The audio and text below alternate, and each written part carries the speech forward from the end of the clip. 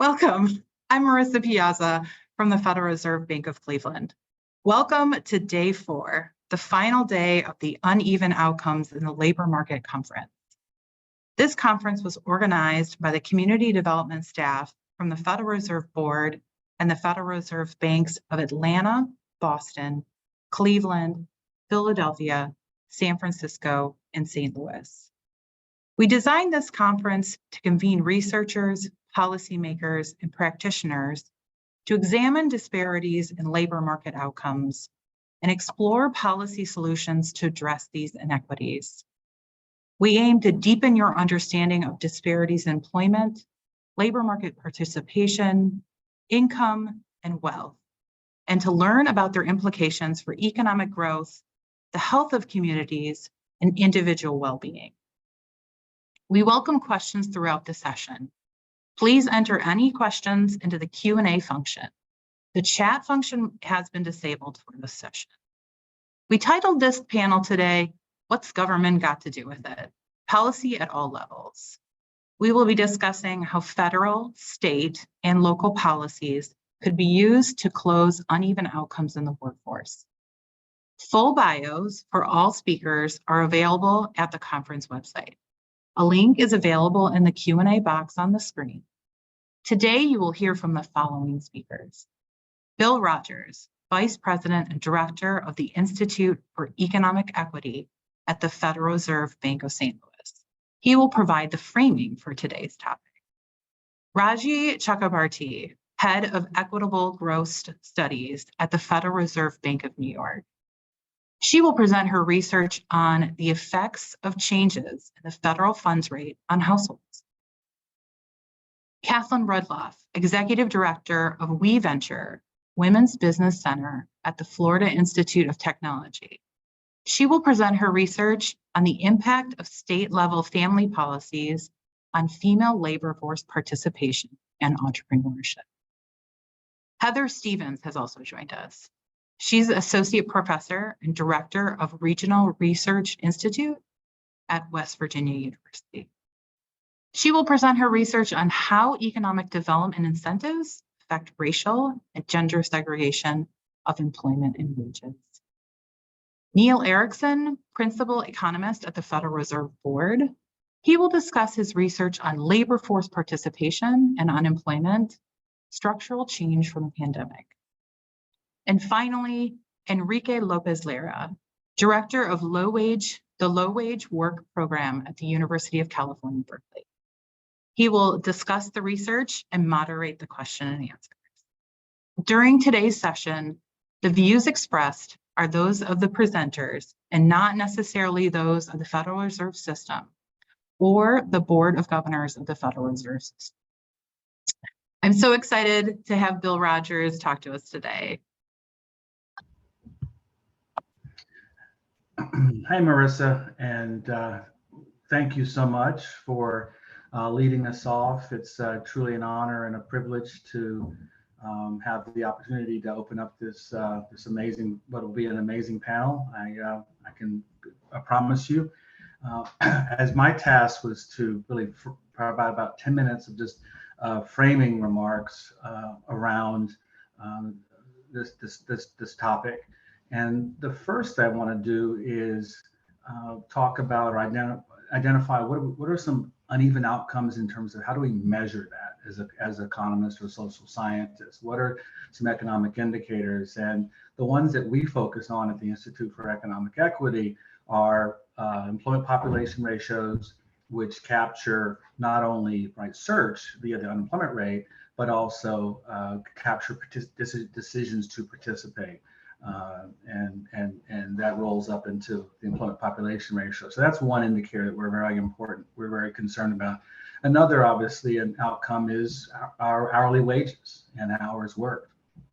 And then a third model focus on what's the intensity, of your connection to the labor market, and that if you're working, and are you working full time? And then some of our papers will go beyond those basic measures and talk about wealth and debt. And then the final area that we focus on at the Institute with regards to key economic indicators, is a relationship. It's a relationship between where an individual lives and the area's economic health, as proxied or measured by the area unemployment rate, or proxied or measured by the job openings rate.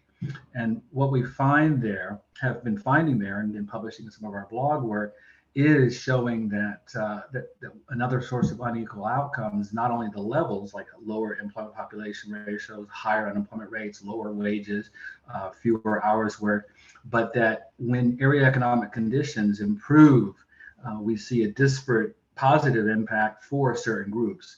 Or when job openings slow down, we see a disparate negative impact on groups, certain groups. And so that leads us to, well, who are some of the folks that experience uneven outcomes? Well, through our work and other people's work, we found that at the top of that list are young, non-college educated, non-college educated individuals, have no more than a high school degree, and they're not enrolled. So they truly are at an age between 16 and 24, but it's really about, in their eyes, work or not work. A second group that consistently experiences uneven outcomes are adults with no more than a high school degree. So these are people who are 25 and older, who have no more than a high school degree. They have either lower wages, lower employment population ratios. They tend to be more sensitive to changes in the macro economy. Adult women of all races are another group who consistently have uneven outcomes. Adult Black men and women, adult Latino men and women, also people with a disability. We've been showing in our work that they are, and others too have shown that there are these uneven outcomes for them. And then finally, another group that we've identified are Native Americans, or American Indians and Alaska Natives, that they have a number of these outcomes that are below overall outcomes, but also overall relative to some peer groups. Well, the question then becomes for us, well, why do we need to care about these uneven outcomes? Well, here are some reasons why. And there are many others, and there are other also vulnerable groups or groups that I didn't touch on, but that we highlight in the discussion. But in terms of why do we need to care about these uneven outcomes? Well, one is that these groups have more economic vulnerability. Some of you may have heard of a concept called ALICE, where ALICE stands for Asset Limited, Income Constrained and Employed, and it was constructed by the United Way of Northern New Jersey. And basically, their estimate of ALICE, these are people who do not have enough income or resources to make ends meet, to have a survival budget. And today, or the most recent estimate that they have is about 41% of American households or U.S. households are ALICE, and that number has not gone down even as we came out of the pandemic. A second major reason why we need to care about these uneven outcomes and think about policy and other approaches is persistence.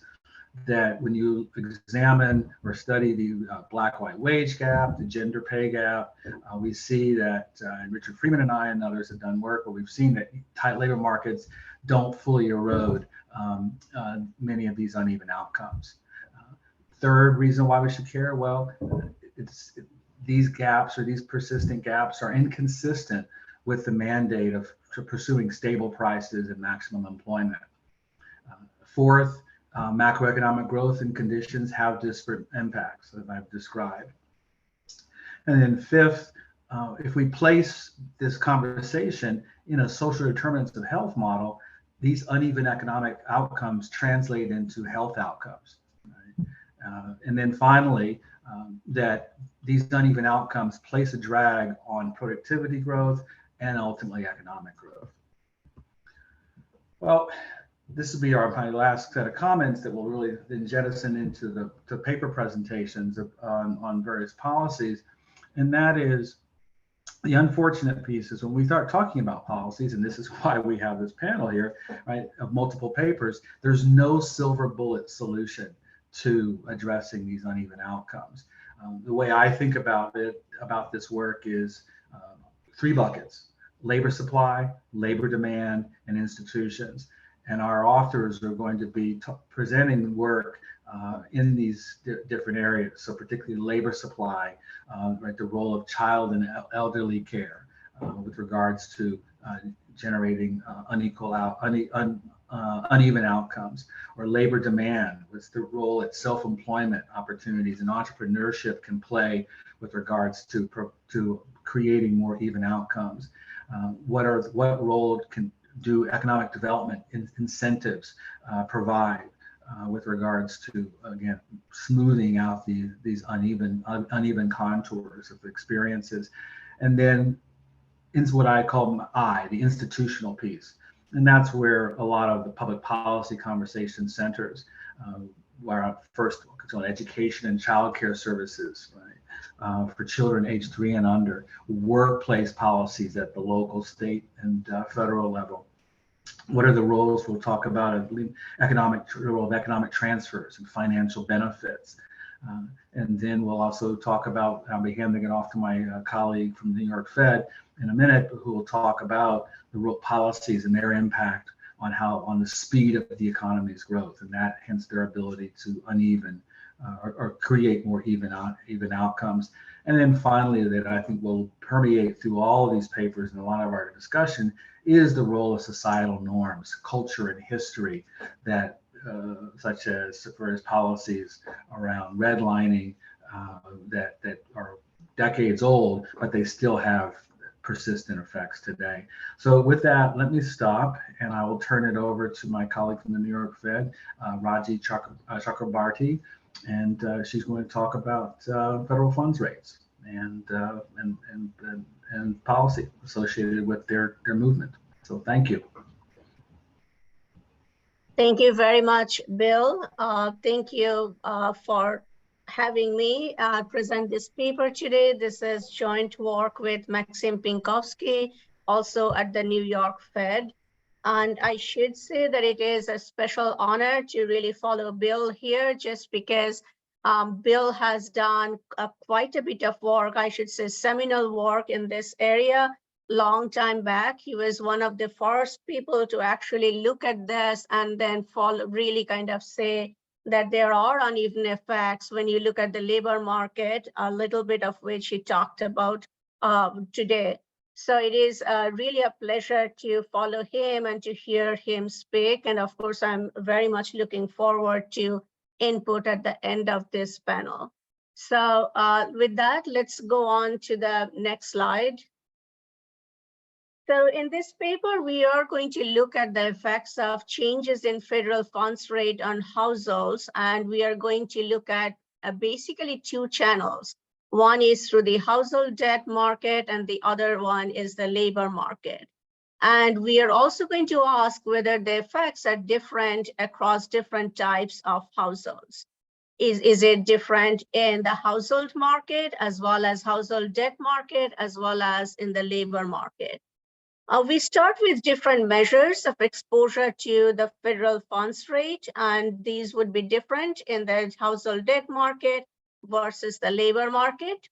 Our idea is to understand whether households in areas with higher financial strain are affected differently, and whether or not households in different markets, labor markets that vary by the tightness of the labor market are also affected differently. And in turn, we are going to ask, and the crux of this paper and presentation would be to understand whether these effects in turn vary by demographics and geography. And here in this paper today, I'm going to focus on demographics. Let's move on to the next slide. This is just the plot of the federal funds rate from 99 till the present. This is the time span of our data set and our paper.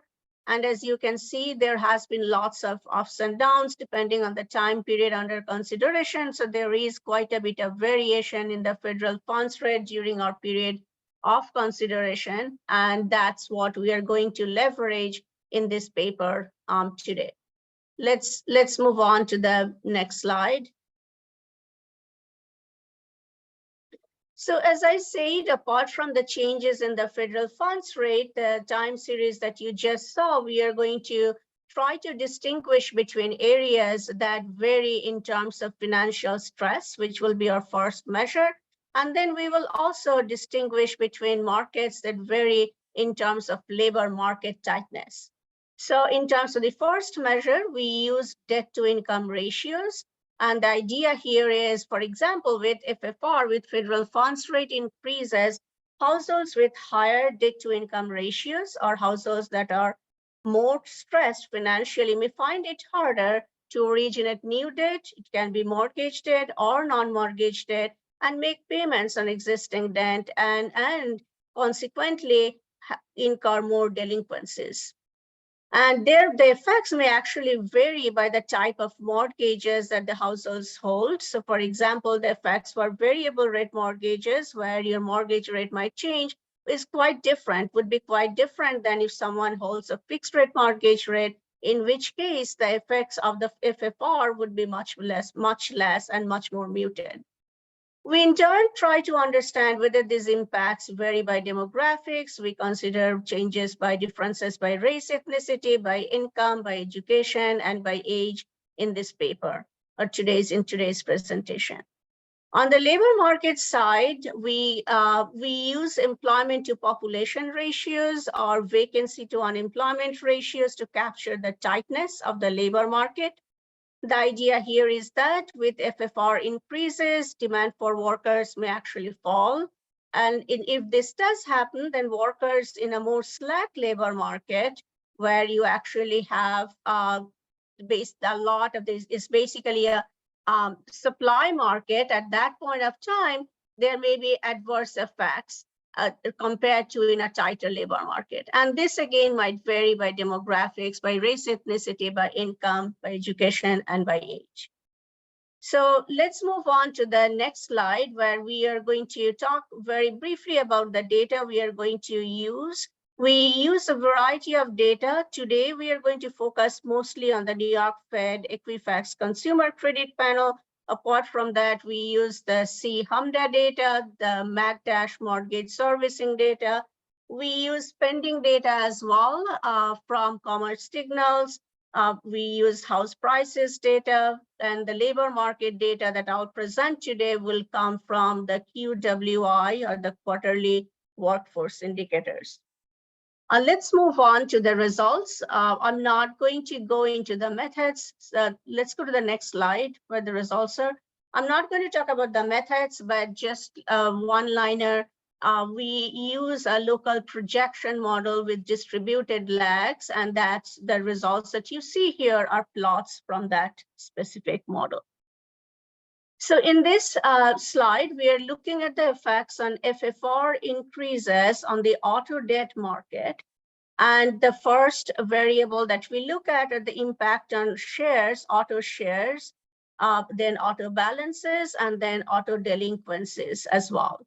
So what we can find here, if we look at, for example, the first two charts, I should say, well, for every chart that I show here today, there will be a blue line. The blue line will correspond to the overall effect and the total effect, as we call it, when there is a slightly, in a geography that has a slightly higher financial stress or slightly higher DTI or debt to income ratios. Then the red line will capture the effects in higher share black areas, where again, there is a slightly higher financial stress. Equivalently, the green line will capture the effects in higher share Hispanic areas with slightly higher financial stress. Now, in the first two charts, what we can see that FFR increases, at least initially in the, let's say, the first 5 or 6 quarters, are associated with lower auto loan originations. So basically, lower car buying, you can think of that way. Lower balances, lower auto balances as well, that we can see. And this effect is actually much more pronounced for residents in higher share black areas who are also residing in areas under higher financial stress.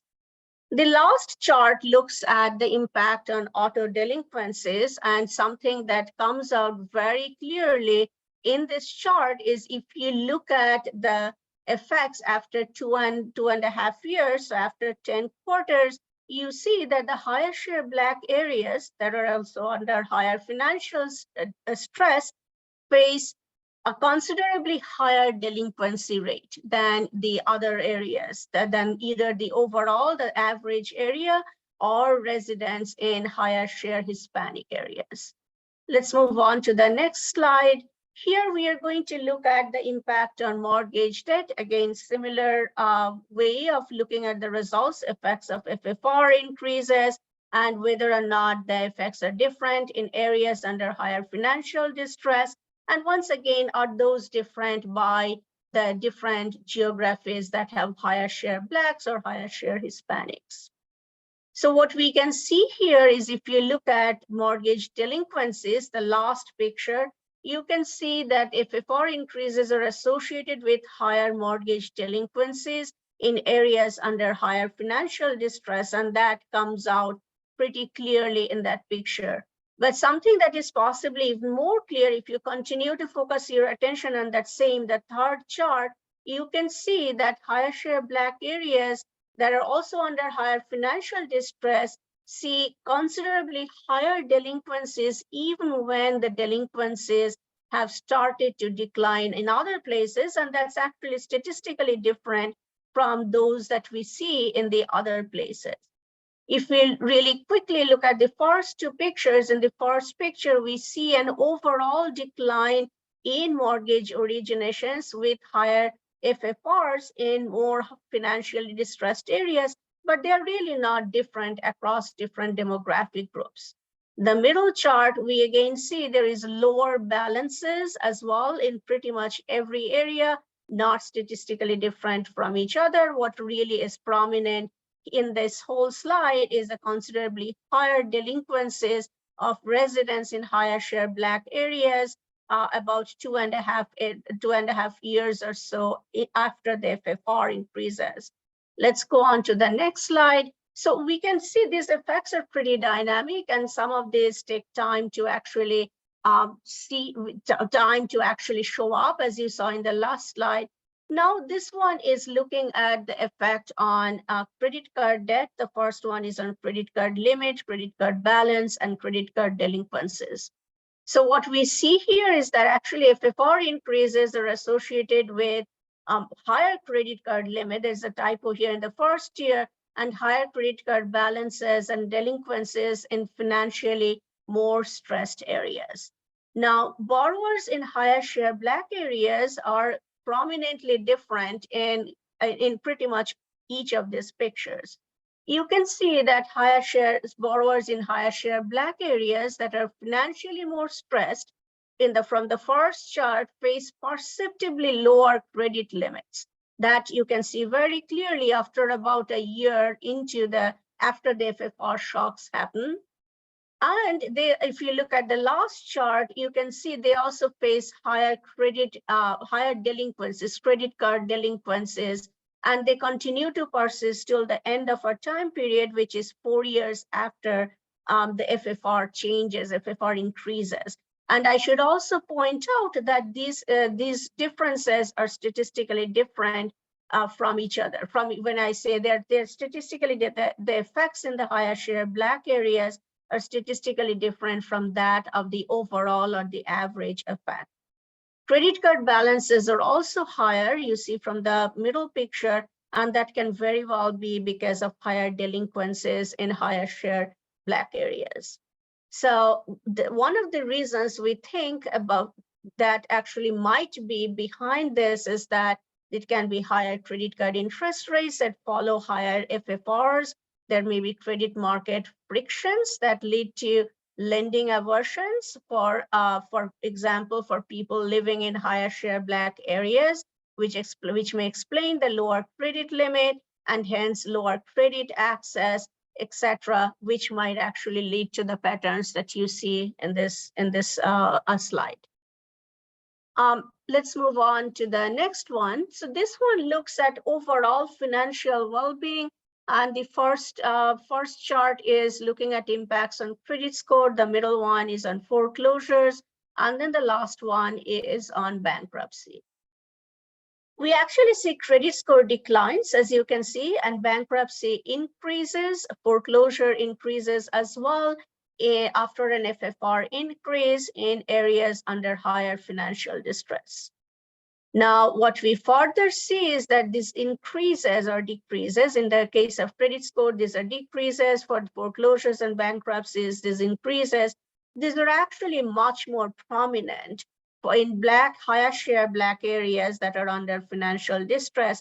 These three measures are kind of summary measures that you can look at, if we are trying to understand the impact on overall financial well-being. So these three charts clearly show that people residing in higher share Black areas that are under higher financial distress are actually relatively worse off after FFR increases. Some of these do take some time, but that is pretty clear here, and these effects are actually are different statistically from the overall or the average effect.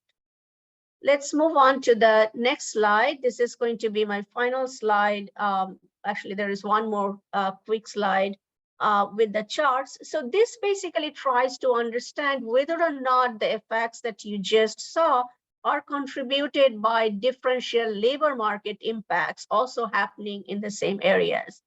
We do see counties with higher financial distress see both hires and separations decline, though hires decline more than separations do. As a result of that, there is a temporary drop in the employment rate in the first year after an FFR increase in more financially distressed areas.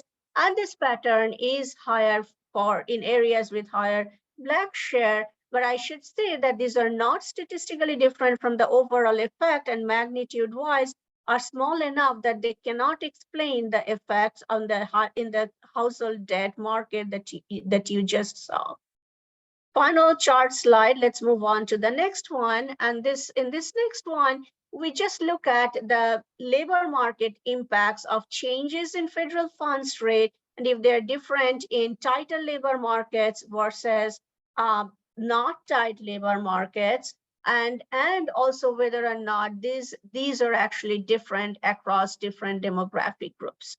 So the key finding here is that we see Black households, Hispanic households, as well as female households or workers, these are actually workers, I should say, see greater declines in employment in the first 5 quarters after an FFR increase, and this is relatively more in tighter labor markets, but the opposite is true for 45 to 54 middle-aged workers. Final slide is the conclusion slide, and basically to conclude here, in this paper, we try to understand the effects of changes in FFR or on households. We look at both the household debt side as well as the labor market side. We distinguish between markets that vary by debt to income ratios, capturing higher or lower financial distress, as well as employment to population ratio that captures variation in the labor market tightness. And we also look to see whether the impacts are different across different demographic groups. What we find here is that counties with higher debt to income ratios, that means counties that are under higher financial distress, actually have higher debt balances, higher delinquencies, higher foreclosures, lower credit scores, and higher bankruptcies. And these impacts are in turn more pronounced in areas that are higher share Black areas. And I should say that I didn't point out during the presentation, but I should say we do not see this in areas that are higher share Hispanic. Their effects are considerably more similar to the overall effect. And then finally, employment is more responsive to the changes in FFR in counties with high DTI, but they really cannot explain the total effect that we see. And in general, they are more responsive in areas that have higher labor market tightness in terms of employment. So I'll stop there and pass it on to Catherine.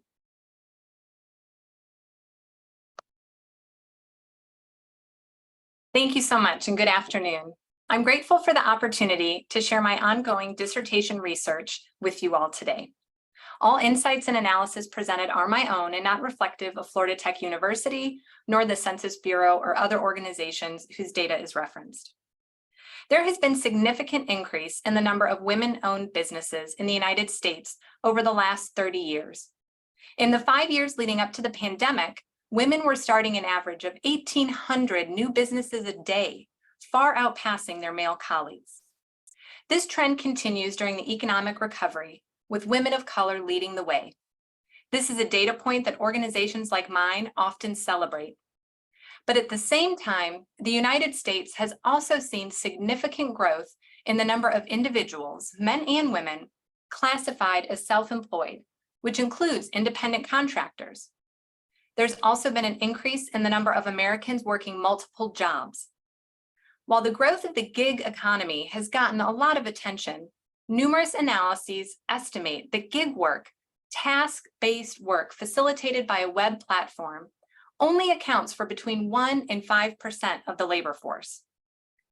As we heard in one of the great presentations yesterday, research on self-employment is challenging because self-reported survey data may be unreliable, as many individuals who fall into this class of worker often don't have a clear understanding themselves if they're an employee, a contractor, or a small business. In 2017, the Census Bureau began producing a new data set, the Non-Employer Statistics Data Set, or NESD, to get a more complete picture of U.S. business ownership by demographics. NESD leverages existing individual-level administrative records to assign demographic characteristics to a universe of non-employer businesses. And this new approach provides a much clearer picture of the class of worker I affectionately call solopreneurs. First slide, or next slide. The first NESD dataset released found that women-owned businesses made up 42% of all businesses in the US, over 13.1 million. But only 1 million of those had employees. And this revelation is not unique to women. There were over 31 million small businesses with under 500 employees, but the vast majority of those, 81%, were also non-employer firms. Next slide. Research following the structuralism approach suggests that lacking open and equal career opportunities due to discrimination, marginalization, or other blocked opportunities pushes many racial, ethnic, and gender minorities into entrepreneurship. The most recent NESD data set seems to support this disadvantaged worker theory, as businesses started by women and other racial and ethnic minorities are much more likely to be non-employer firms. Recent research by Lim in 2019 found the fastest growing segment of independent contractors were female heads of household in the bottom income quartile. Operating as a solopreneur, whether as a primary or a secondary job, suggests that individuals are not interested in building a company that creates traditional measures of economic productivity, such as jobs and corporate tax revenue. Rather, research has shown that women increasingly use self-employment to reduce conflicts between work and family considerations. Further, findings along both developed and developing economies in countries with high and low GDP indicate that women turn to entrepreneurship due to unequal opportunities to participate in the labor force. This type of work is described as a precarious form of employment, increasingly associated with lower wages, reduced earning potential, reduced pension and savings, and increased vulnerability to economic shock. Solopreneurs do not benefit from worker protections like anti-discrimination laws, OSHA, collective bargaining, workers' comp, and unemployment insurance. Nor were they included in the initial round of COVID relief. It took Congress 6 months to recognize that PPP had done nothing to help the over 25 million self-employed solopreneurs. Next slide. I wanted my research to explore this further, so when I dove into the data, I found there was significant variation between the states and between the genders for the outcomes I was most interested in: labor force participation, self-employment, and solopreneurship. As my focus turned to the public policies that impact these outcomes, I recognized a gap in the literature. Comparative analysis within the United States is often narrowed to one policy or one program at a time. Few studies have taken a more comprehensive perspective of the variation of welfare state policies at the state level, Next slide, please. And that's a problem because federalism is fundamental to understanding the variation of outcomes. Most family policy comparative research is done at the national level, where too often it feels like the US is the control group with no national policy in place. In the absence of federal leaderships, many states have begun to experiment with policies and programs designed to support individuals with children so they can remain active in the labor force. Further, states have a significant influence on how federal funds are distributed. And while composite indexes are frequently used in international comparative research to help summarize and communicate complex policy environments, domestically, they're seen mostly in advocacy organizations and scorecards. I found only one recent academic paper that utilized a comprehensive cluster analysis approach to study policy variations and the impact on poverty. Next slide, please. This inspired my central research question and methodology. I've created a composite index of family supportive policies incorporating 28 indicators as identified from previous research.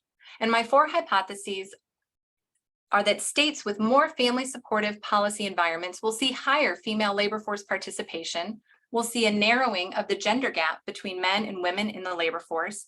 And since women in those states enjoy more worker protections and benefits, that they'll be more likely to stay in traditional wage labor. So I hypothesize a decrease in self-employment and solopreneurship rates for women. Next slide, please.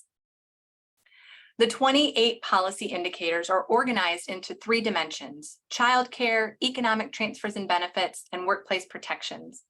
They are summed to provide a total index score. This slide lists the policy indicators and highlights the variation between the states. Notice while all states do invest in early childhood education and care, there's significant variation as to the generosity and enrollment rates. Looking in the middle column, notice the majority of states have implemented economic policies to support working parents. However, there's significant variation in the generosity and enrollment rates in these programs. This is in contrast to the final dimension, workplace protections, which finds very few states have implemented workplace policies to support working parents. I wish I had more time to discuss these policies in depth, but the main point I hope to make on this busy slide is that the whole process of creating a comprehensive index, it became obvious just how varied the state policy environments really are. Next slide, please. This map shows the state rank for the total composite index score divided into thirds. Vermont is the state that scored the highest overall and is ranked number 1, and Alabama scored the lowest and is ranked number 52. You can see the coastal states have implemented more policies. The Midwest, Virginia, the Carolinas, and Louisiana are in the mid-range, and the majority of states in the South and West are in the bottom third. My full analysis looks deeper into the rank for each of the 3 dimensions as well, but there's not enough time to share that today. Next slide, please. Looking at top-line results from the correlation analysis, I found significant positive relationship with female labor force participation rate and a significant negative correlation to the gender gap, meaning the first 2 hypotheses were supported. States with more family supportive policies do see strong female attachment to the labor force. The third hypothesis was not supported, as results indicate a positive but not significant relationship to the rate of self-employment. And the results for solopreneurship were a bit mixed, as the hypothesis was supported, showing a negative correlation, but not at a significant level. It's also interesting that the workplace policy dimension, the one with the fewest states that currently have policies in place, is the only dimension that did not produce a significant impact. We have work to be done. Next slide, please.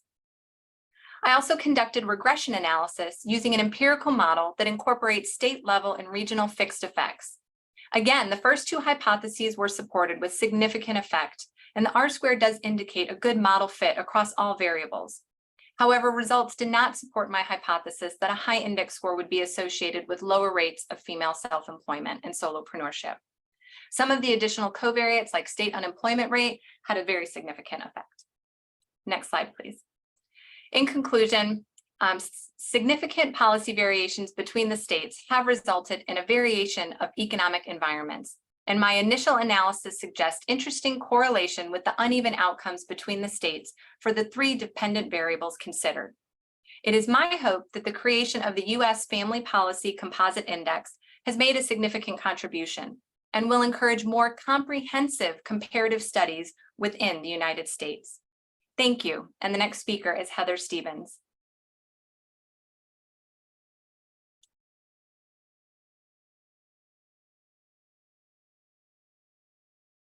Hi, I'm having trouble undoing my video. Okay, thank you. If you could go back to the introduction slide, please.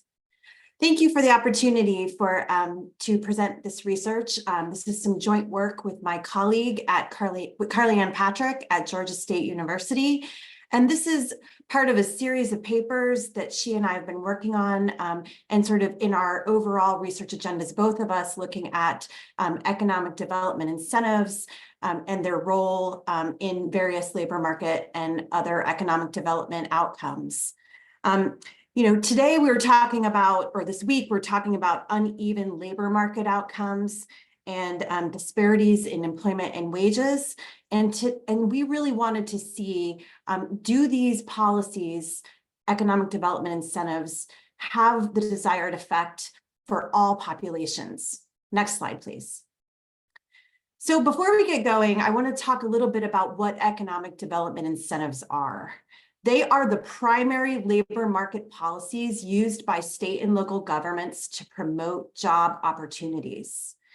And what I mean by that is targeted tax breaks, financial incentives such as property tax abatements or job creation tax credits or grants. The goal of these policies is to increase employment in particular locations. And previous research has shown that they can create jobs, although their results are a little bit mixed. Now, as we've been discussing all week, we know that industry and occupational segregation by race and sex are pervasive features of US labor markets. However, little is really known about how this predominant policy to promote local economic growth could lead to wage or employment segregation by race or gender, and also how it might sort of lead to income inequality overall. Next slide, please. So I'm going to first start to talk a little bit about the data that we're going to use to define economic development incentives. We have economic development incentive data from the W.E. Upjohn Institute panel data on incentives. This data set covers 45 industries in 47 cities, which we are defining using the core-based statistical areas that are proxies for metropolitan areas in 33 states. So this covers about 92% of the private sector GDP in 2013. And so it covers a lot of the country, but we'll admit that our data set doesn't cover every place.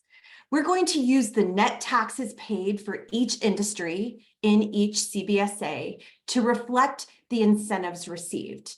And so because of that, when we get to the results in just a minute, you have to remember that higher net taxes means less incentivized. So lower net taxes are industries with more incentives. And then we're going to use these data to examine the relationship between these economic development incentives and industry segregation and wages. Now, it is possible that the industries that are being incentivized might already be segregated or might already be high wage industries. And so we're going to use a statistical method called instrumental variables regression to isolate the impact of incentives on employment and wages in these cities. To do so, we're going to exploit national level trends in employment and state constitutional provisions that date back to the 19th century, which allow for the use of incentives differentially across states. Next slide, please.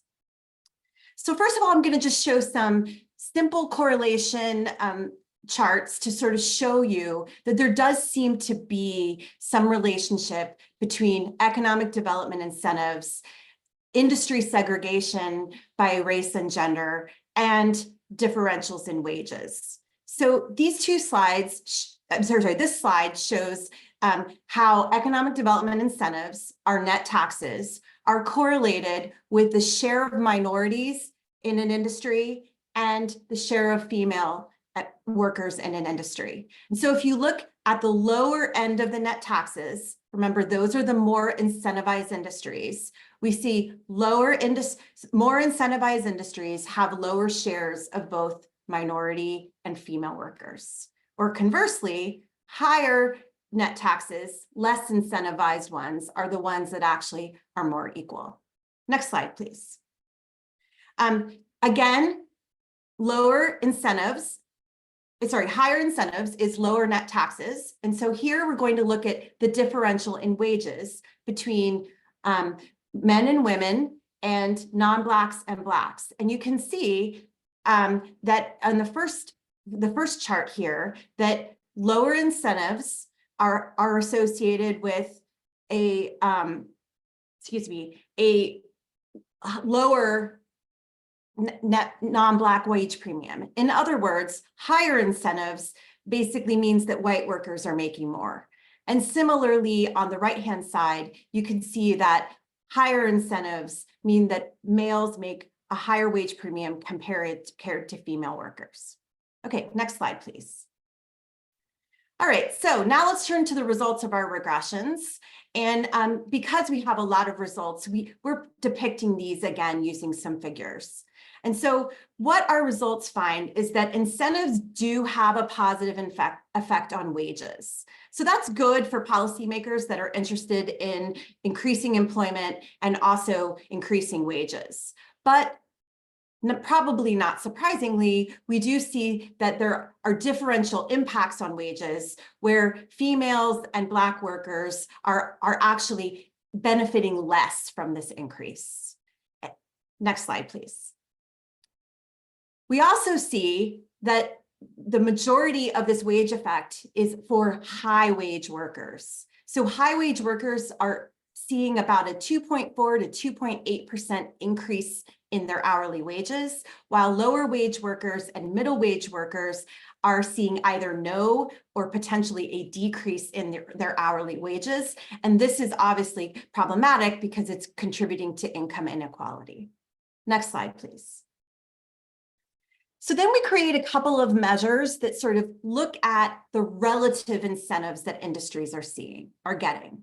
So the first one on the left-hand side is our specialization index. And this one is an industry more incentivized in a particular city compared to in other cities? So in other words, if it's a manufacturing industry, is a manufacturing in industry A more incentivized than manufacturing is in other cities? And then our targeting index says within a city itself, is that particular industry getting more incentives?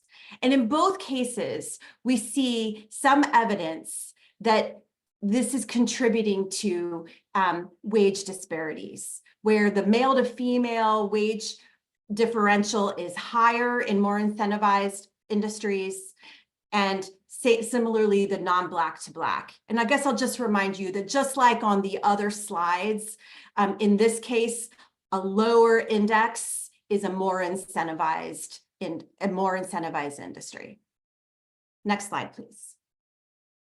So the most important thing here is that economic development incentives have been shown to have some pretty beneficial effects in some places in creating jobs, although the effects in other places are mixed. There's also been some previous research that Carly Ann Patrick and I have done that shows that it may be having some crowding out effects for middle wage workers, and we see some of that evidence here. But the real big problem is that if we're concerned about helping everyone, or if we're concerned about having even outcomes in our labor market, these results suggest that not everyone may be benefiting equally. And so it seems to be that we are actually potentially leading to more inequality by these incentives, continuing segregation, and continuing wage disparities by gender and race. And so this suggests that when we are thinking about sort of policy analysis and implementing new policies to support economic growth, we need to think not just about the big picture of, does this create higher wages or more jobs, but also what are the differential impacts? And that obviously this whole session is about that. And so I'm really pleased that we were able to share these initial results. And so with that, I'm pleased to go ahead and turn this over to our next speaker, Neil Erickson. And if you want to reach me, there's my information. Thank you very much. And thank you again for this opportunity to present today. Thank you. I'm delighted to be here, and thanks to the organizers, especially to Megan and Heidi. Usual disclaimer applies. And Bill provided an excellent motivation for what I'll be talking about here, which is joint research with Victoria Tribone at Johns Hopkins and Andrew Martinez at the US Treasury. Bill emphasized that one of the key variables to look at was the employment to population ratio, and we'll be decomposing that in effect into the labor force participation rate and the unemployment rate. Bill also mentioned the importance of persistence of disparities, and we'll be focusing very much on that. Next slide, please. As a little background, I come at this from two quite different perspectives. One is as a Federal Reserve Board economist, where I have a long-standing interest in both empirical modeling and economic forecasting, and in evaluating and improving those forecasts that are being used in policy decisions. I'm also a teacher in the American Economic Association summer program, which is currently at Howard University. The program aims to increase the diversity in the field of economics by preparing talented undergraduates for economics PhD programs, and has been very successful. Roughly 20% of economics PhDs awarded to minorities over the last couple of decades have gone to the summer program graduates. So this is a sort of micro-based attempt, if you wish, micro-based policy to try to even out some of the disparities that we see. Next slide. So where unequal outcomes are is actually central to implementing policy. And as an example, Federal Open Market Committee policy is very highly data-based, so understanding the data is critical. Both former chair Janet Yellen and the current chair Jay Powell have emphasized this in any number of speeches that they've given, including with Jay Powell in his most recent post-FOMC press conference. The committee will carefully assess the incoming data. The Fed's monetary policy report to Congress also reflects the importance of the labor market in FOMC policy. Next slide, please. So just under a year ago, there's one of the highlights in the monetary policy report. Why has the labor force recovery been so slow? Next slide. And one of the graphs they give is of the labor force participation rate. And it really shows how much the pandemic has influenced labor force participation. And that's going to be one of the key features, one of the key focuses of the current paper. Next slide. Another concerns disparities across the labor force, and the monetary policy report has this graph of the unemployment rate by race and ethnicity. It's an area that I've worked on with other people, but today I'll be focusing on gender and age. Next slide. So the motivation and aims and framework of this presentation focus on documenting where these unequal outcomes are, looking at changes over time, whether changes are persistent or temporary, and also, especially as we saw in the graph of labor force participation, the real distinction between pre-pandemic and post-pandemic or pandemic and thereafter.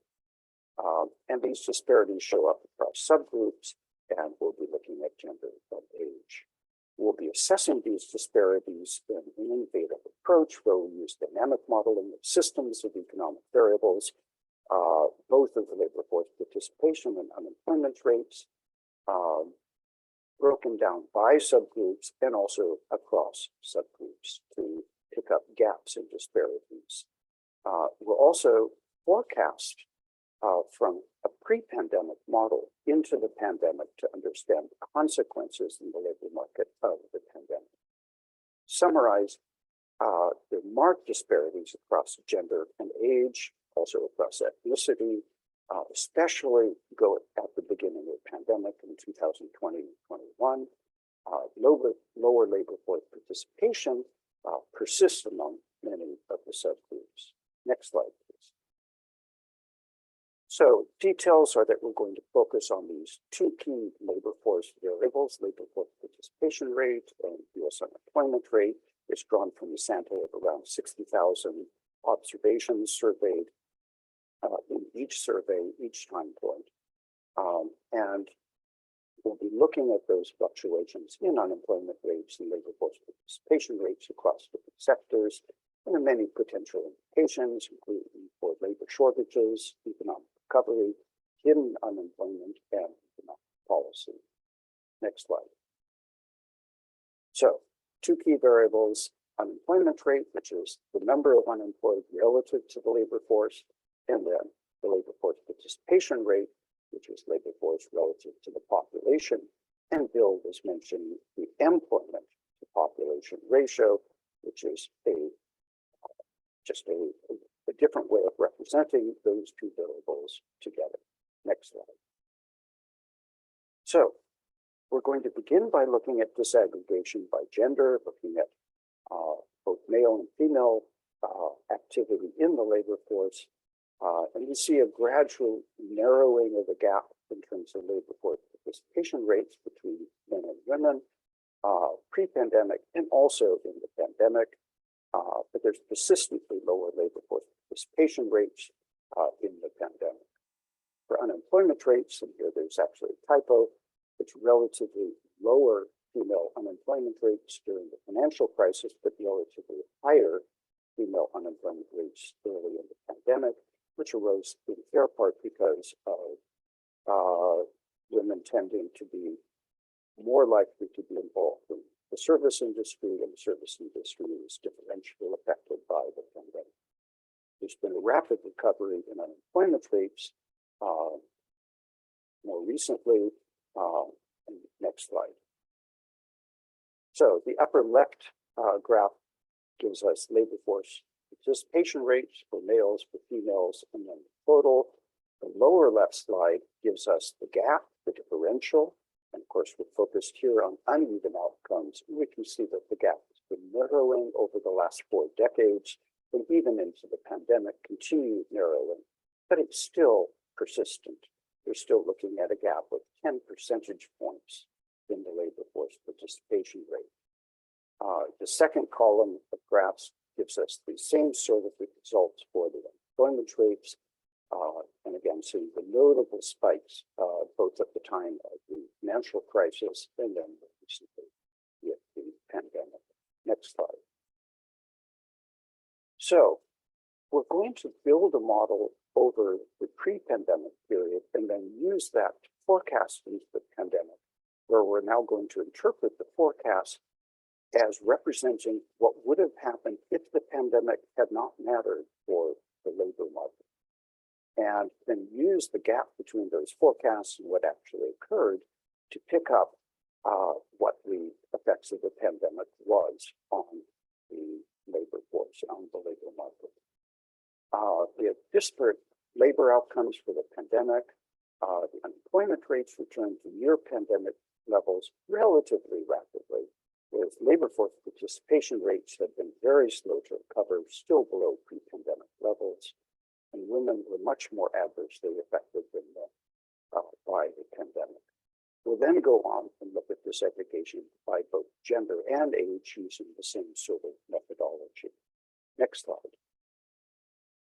So this gives us forecasts of what would have happened if the pandemic hadn't mattered compared to what actually happened. So looking at the upper left panel, this is the labor force participation rate for males, which would have continued more or less at its previous level of 69%, but in fact dropped to 67%, 2 percentage points is enormous in terms of labor force participation rates. Likewise, for females, we're seeing about a 2 percentage point drop in labor force participation rates, the lower left panel. Unemployment rates behave very, very differently. Instead of this very strong persistence, we see the spikes in the unemployment rate, but then within a year and a half, returning nearly to the pre-pandemic levels. And this also shows up if we disaggregate by race and ethnicity. Next panel. So here we break it down not only by gender, but also by age. So the first column is 16 to 24-year-olds, second column 25 to 54-year-old, third column is 55 and above. And there are very, very different patterns that we see here. So for instance, in the upper left panel, 16 to 24-year-olds, you see a really quite rapidly narrowing gap between labor force participation rates in men and women, whereas we don't see that sort of narrowing going on in older workers, either the middle panel or in the 55 and above. Next slide, please. We then go and do the same exercise doing forecasts, representing sort of an as-if type of scenario. This is looking at the 55 and above. So the first column is labor force participation rate for males 55 and above. And we see this well-known phenomenon now for the older workers of the labor force participation rates still remaining well below what they were pre-pandemic. We see that for the first upper left panel for males and upper right panel for females. Whereas in the lower row, we see unemployment rates returning to very much to the pre-pandemic levels and relatively quickly. Next slide. So we see these uneven outcomes in the labor market. There are strong differences pre-pandemic, and there are also strong and somewhat different differences, if you wish, into the pandemic, with unemployment rates returning to near pre-pandemic levels by late 2021, women in all age groups being much more adversely affected than men, and labor force participation rates continuing below pre-pandemic levels for many groups. The recoveries in labor force participation rates really do differ very markedly by age. For the youngest category of workers, 16 to 24-year-olds, we see within year recovery to pre-pandemic levels, whereas in 25 to 54-year-olds, we see some recovery, and 55 and above, we see labor force participation rates really stagnating even up to the current day. This really sets an agenda for looking at these sorts of disparities across other sorts of factors which have already been mentioned in this session by looking at race, by job, by location. These are all very important things to be documenting so we can set better policy. Thank you. Now I'll turn it over to Enrique, who is the discussant.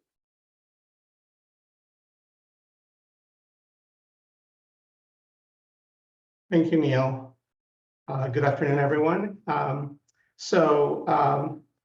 get the pleasure of discussing these 4 great presentations and papers. Just given the time, I will not focus on methodology. For each of the authors, I will email separately some comments and thoughts on methodology and data issues related to your papers. And so I'm going to just focus my comments on the results and have some questions for the authors. And then I'll moderate any questions folks may have in the Q&A. So I'll start with Raji's paper, the uneven effects of changes in Fed funds rate on households, which just an overview of her paper. She looks at the federal funds rate which is the interest rate charged by banks to borrow reserves on an overnight basis. So she's exploring how changes to short-term interest rates may impact households. And she looks at two different mechanisms, the effects under different market conditions, strained financial market and a tight labor market. And then she looks at whether these effects differ under those market conditions by demographic and geographic characteristics of households. For the financial market, she uses one measure, which is the debt to income ratio. And then she looks at two labor market measures, vacancies to unemployment and EPOP, or the employment to population ratio. And then she looks, in her model, she looks at the impact of changes in the federal funds rate up to 4 years after the policy changes, either increases or decreases. So her results are that for areas under financial strain, the FFR increases associated with lower loan origination for autos, lower balances the first 1.5 years for auto loans, and higher balances after, and higher delinquencies over the first 3 years.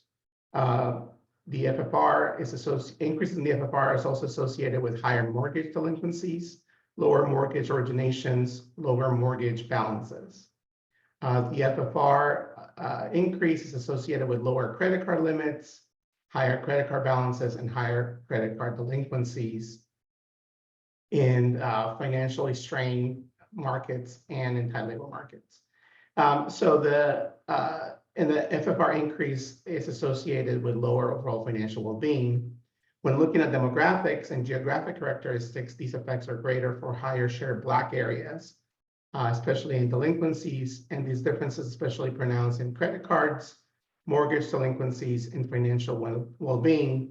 In tight labor markets, she finds that the FFR increase associated with lower hires, lower quits and layoffs, and overall lower employment. And the labor market effects are more pronounced for women and minorities in the first year. So those are sort of the results and overview of her paper. I have a couple of comments. I enjoyed the presentation, and like I said, I will email separately on methodology. I find it interesting that she looks at, even though the FFR is a short-term interest rate, she looks at a mix of short-term and long-term credit markets, right? She looks at autos and credit cards, which are short-term, and she looks at long-term in terms of mortgages. Obviously, short-term interest rates do impact mortgages, but I think mortgages, at least over the past few years, have responded more to 10-year bond yields than Fed fund rate changes.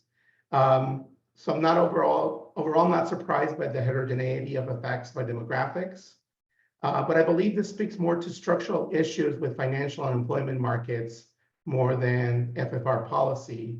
So in other words, increasing the price of funds has more pronounced effects on minority and women because they have more precarious financial market opportunities that lead to higher interest rate, car loans, credit cards, and mortgages. And so they're more sensitive to price interest rate changes. And they're also more likely to be in precarious labor market conditions, low wage occupations with less stable employment and labor standards. So when funds get tighter, lenders begin tightening on more precarious loans, which like I said, minorities and women are more likely to be in. Similarly, there's plenty of evidence that when the economy slows down, which is what the Fed tries to do with an increase in the federal funds rate, we see that if it slows down and unemployment goes up, Black workers tend to be the first ones out and the last ones in during the recovery. So I see the FFR effects that Raji finds as symptoms of structural inequities in the two markets that she explores in the paper, the financial market and the labor market. So for Raji, I would like to get her thoughts on comparison of FFR changes during this COVID crisis compared to the Great Recession. I've seen some research that during the Great Recession, business confidence dampened some of the FFR effects. So for example, the lowering of the FFR rate during the Great Recession didn't impact unemployment as much as expected because of business confidence was low.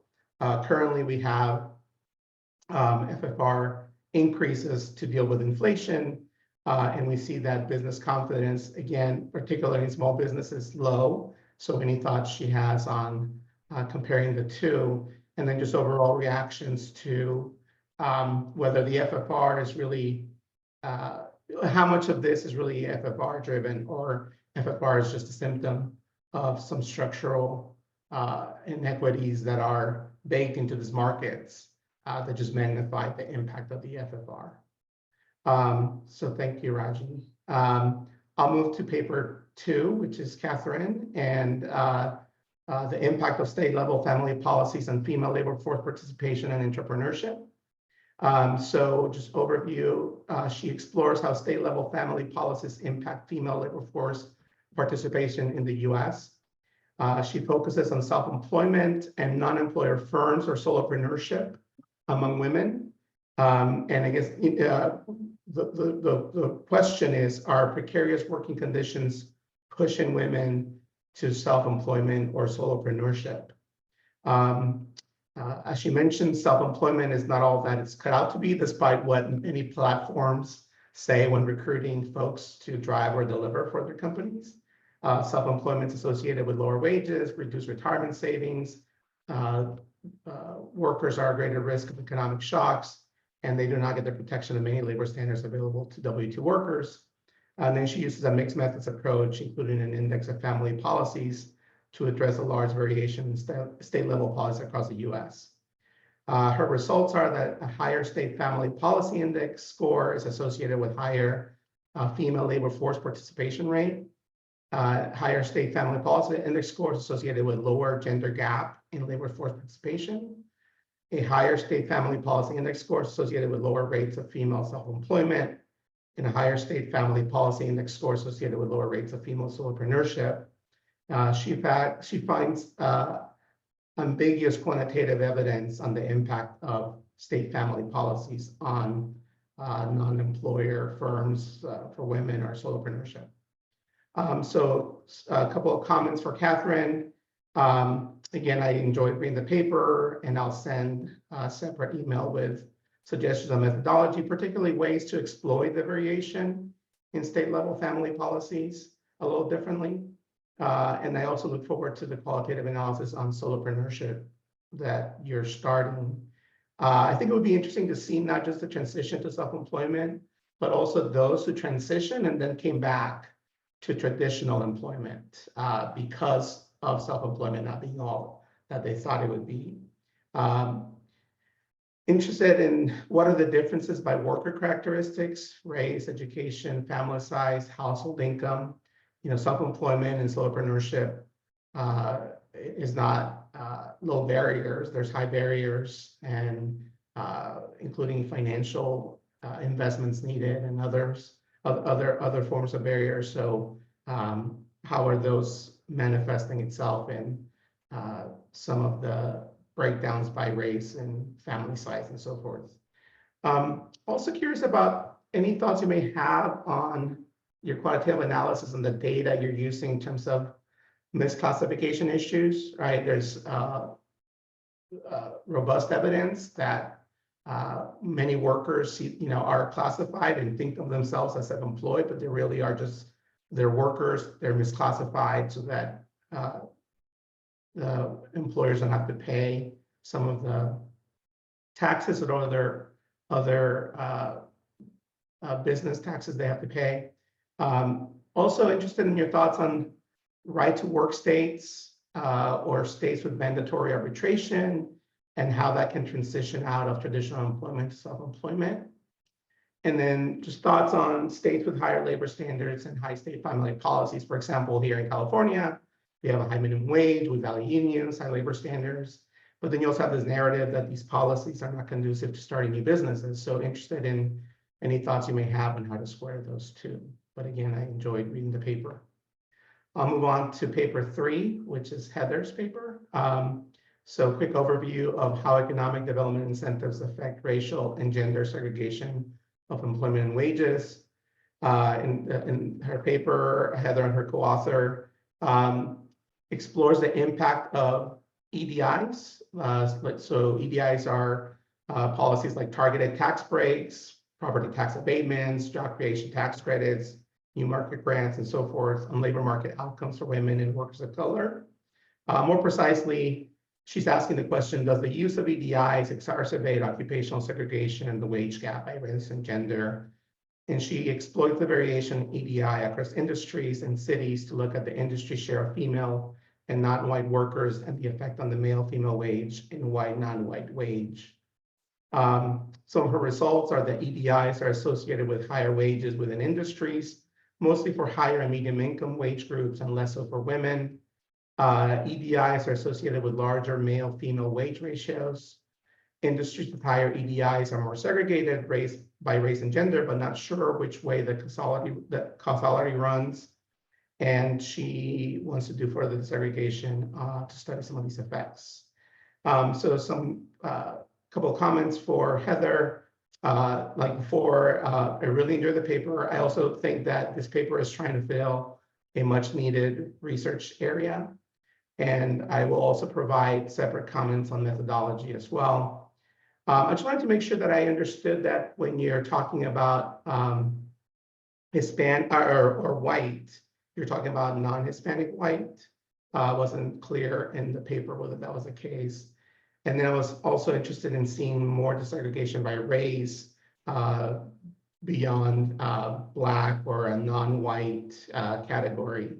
I would like to sort of read more or get your thoughts more on what you think the mechanisms are that are driving EDIs to impact wages for higher and medium income wage groups. So is it that EDIs create more higher wage jobs? Or could it be that EDIs are leading to gentrification at the expense of lower income wage groups? And for that matter, could gentrification be impacting industry segregation? So interested in any thoughts you have on this. Similarly, we'd like to get your thoughts on why women do not benefit as much as men. They said that EDIs are primarily used in industries that are already very heavily segregated male. I know you have an IV to get at this, but wondering if it's more about the non-randomness in how EDIs are used or the types of EDIs are used, or is it that it causes a substitution away from female employment? Again, just interested in any thoughts you have on these mechanisms for your results. Also interested in further disaggregation of EDIs. So I wonder if you can explore variation in the types of EDIs used within a city to see the effects of those EDI choices on these outcomes. I think in the end, the important thing that I would say is that EDIs are important tools for cities and states to create jobs. But what really matters is the creation of high quality jobs and jobs with occupational ladders, allowing paths for workers to move from up the wage ladder from lower wage to higher wage jobs, but also improving the quality of lower wage jobs and removing the barriers to better quality jobs so that it's not an either or proposition of the types of jobs created. But again, it's a great paper. I look forward to reading the final draft. And then finally, to Neil's paper, overview of U.S. labor force participation and unemployment, structural change from the pandemic. Very brief comments. I haven't had a chance to read it in as much detail, just of the timing of the conference and the paper. So he's looking at where are unequal outcomes in unemployment rates and labor force participation from the pandemic. And he looks at pre and post pandemic by doing dynamic modeling and forecasting into the pandemic to understand labor market effects of the pandemic. Some of his results are by gender. There's been a narrowing of the labor force participation rate gap, but this persistent lower labor force participation rates for men and women in the pandemic. Strong differences in pre-pandemic outcomes by group. Unemployment rates have returned to near pre-pandemic levels by late of 2021. Women in all age groups are more adversely affected than men. Labor force participation rates continue below pre-pandemic for many groups, and labor force participation rates by age, 55 and plus exited during the pandemic. There was some evidence that they came back to some extent, but now it's sort of stagnant, the labor force participation rate of these workers. Some very quick comments, and then we'll go to Q&A. I think Neil's results are consistent with the impact of COVID recession compared to the Great Recession. Right, the Great Recession was more impactful for men because of how it happened. Housing and construction jobs were affected, and then durable goods that went with housing and manufacturing, all those things made it a male session, if you will. The pandemic was more female session, primarily occupational segregation drove a lot of the impact on minorities and women. Just interested in any thoughts Neil has on the 16 to 24 age. In terms of the disparities between male and female, there's been some research showing young men falling behind in terms of education and then translating into some work differences. But we've also seen that there's been an increase in work by younger folks and what that means for educational attainment. Just any thoughts that he may have on that. And then also any thoughts he has on mechanism for some of the labor force participation challenges that are preventing the return to pre-pandemic levels. Care issues are very important, not just care for children, but and women with children, but also caring for adult relatives and the prevalence of sandwich households. And then housing issues that prevent folks to attain certain jobs, and then any just precariousness of work, right? The pandemic, I think, highlighted for many folks how precarious their work was. And so what does that, those preferences for work or changes in those preferences for work, how that may be impacting the labor force participation rate challenges that he sees. And then just looking forward to the further analysis on disparities by race, job, and location. So with that, maybe we should just give the authors a couple minutes to respond before taking any questions from the audience. Does that work? I can respond really quickly. I basically want to thank you. I think this was really helpful comments, and we agree with your interpretation.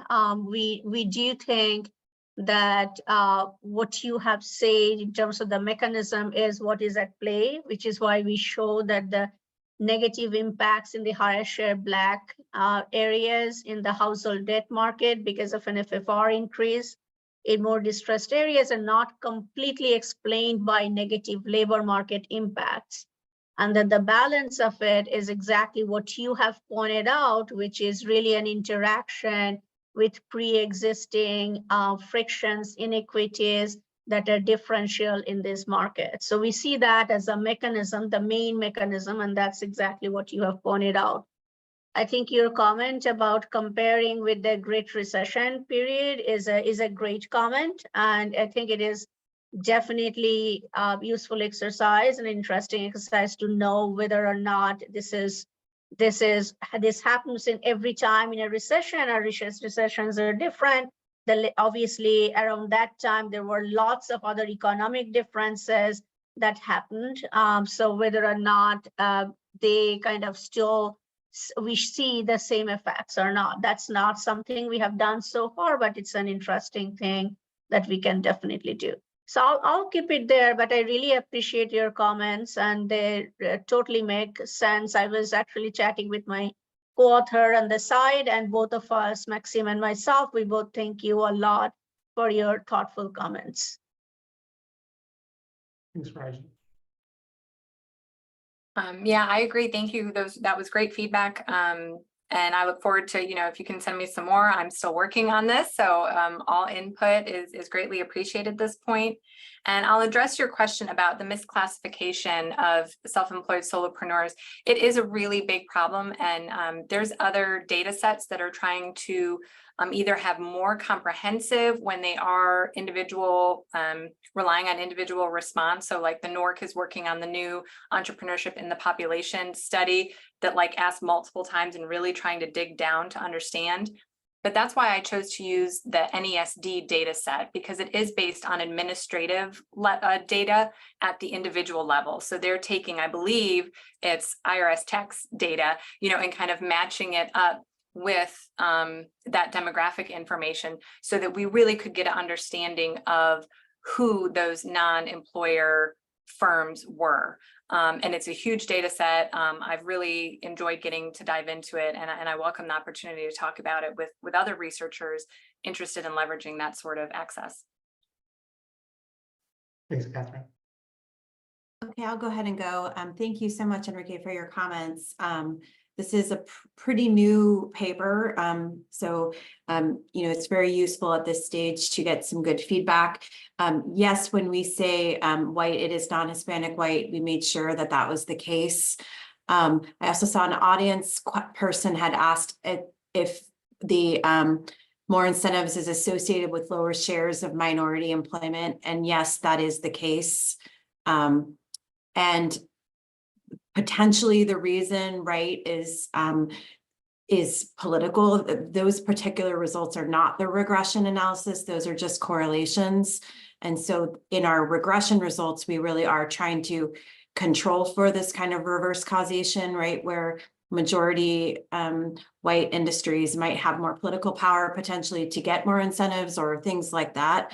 But overall, there is lower shares of minority employment in incentivized industries.